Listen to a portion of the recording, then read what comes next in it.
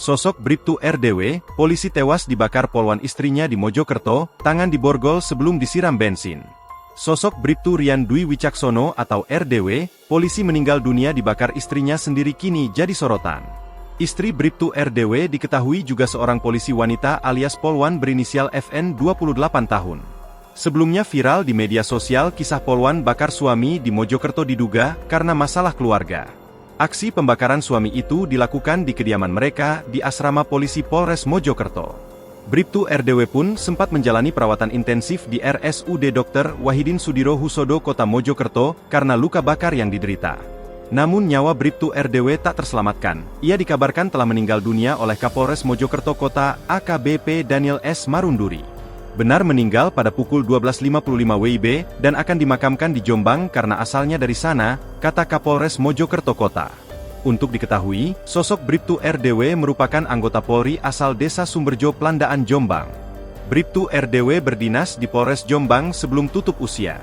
Kapolres menyebut dalam keterangannya, dugaan sementara Polwan bakar suaminya yang merupakan anggota polisi dipicu masalah gaji ke-13. Dia juga mengatakan, Bribtu RDW berdinas di Polres Jombang sedangkan Bribtu FN anggota Polres Mojokerto Kota.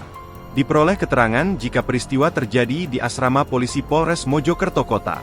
Akibat kejadian itu, RDW mendapat perawatan medis di ruang ICU RS Dr. Wahidin Sudirohusodo. Asrama Polres Mojokerto pun ditutup total dan tamu dilarang masuk. Informasi yang diperoleh menyebutkan, peristiwa dipicu saat Bribtu FN mengecek ATM milik suaminya dan didapati gaji ke-13 yang seharusnya Rp2.800.000 hanya tersisa Rp800.000.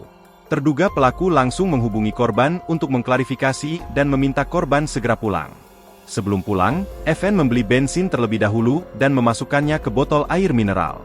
Sesampainya di rumah, botol berisi bensin itu diletakkan di atas lemari di teras rumahnya. FN juga sempat mengancam RDW dengan mengirim foto bensin via WA.